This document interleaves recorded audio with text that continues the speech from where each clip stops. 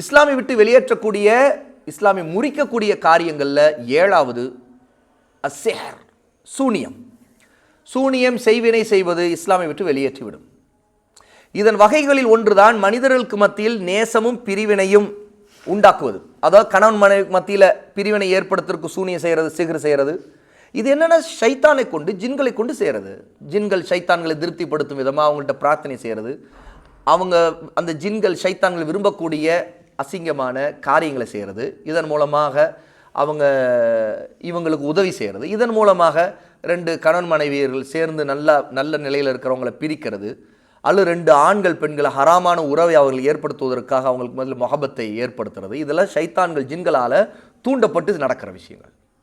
அப்போ இந்த மாதிரியான சிஹர் இது எல்லாமே அந்த வகையில் வரும். சிகர் செய்கிறது எல்லாமே இஸ்லாமை விட்டு வெளியேற்றிடும். அப்போ இதுவும் கூட ஒருத்தன் கணவன் மனைவி பிரிப்பதற்காக சிகர் செய்கிறான், ஜின்கள்கிட்ட உதவி கேட்குறான் அப்படின்னா அவனும் இஸ்லாமை விட்டு வெளியேறக்கூடிய, இஸ்லாமை முறிக்கக்கூடிய காரியத்தை செய்தவனாக ஆவான்.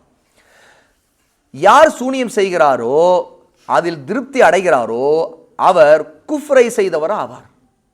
சூனியம் செய்கிறவன், அதை திருப்தி அடைகிறவன், அவன் குஃப்ர், அல்லாஹ்வை நிராகரித்தவனாகும். இதற்குரிய ஆதாரம் அல்லாஹ்வின் கூற்றில் இருக்கிறது. அல்லாஹ் சொல்றான் குர்ஆன்ல, وَمَا يُعَلِّمَانِ مِنْ أَحَدٍ حَتَّى يَقُولَا إِنَّمَا نَحْنُ فِتْنَةٌ فَلَا تَكْفُرْ. ஹாரூத் மாருத் 2 மலக்குகளும் அவர்களிடம் சூனியத்தை கற்றுக்கொள்ள சென்ற மக்களிடம், நாங்கள் சோதனையாக, ஃபித்னாவாக இருக்கின்றோம், இதை கற்றுக்கொள்வதன் மூலம் நீங்கள் அல்லாஹ்வை நிராகரித்தவர்களாக ஆகிவிடாதீர்கள், ஃபலா தக்ஃபுர், குஃப்ரு செய்தவர்களாக ஆகிவிடாதீர்கள் என்று கூறும் வரை அவர்கள் அதனை யாருக்கும் கற்றுக் கொடுப்பதே இல்லை.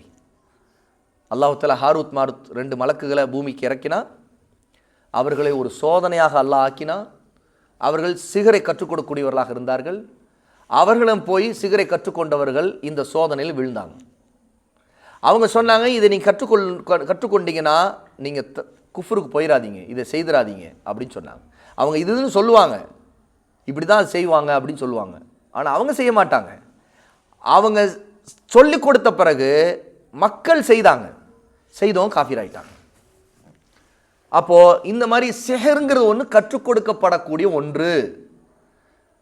அதை செயலாக செய்வது ஒருத்தனை காஃபிராக ஆக்கிடும். அப்போ சூனியக்காரன் ஒரு காஃபிர், சூனியம் செய்கிறவன் காஃபிர். செய்வினை பில்லி சூனியம் செய்கிறது குஃப்ரின் பக்கம் உள்ளது.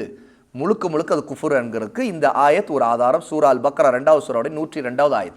அப்போ இதுவும் இஸ்லாமை விட்டு வெளியேற்றக்கூடிய ரித்தால மதம் மாறுவதற்கான காரணங்கள் ஒன்றாக ஆகும் என்று ஷேக் அவர்கள் இங்கே குறிப்பிடுறாங்க.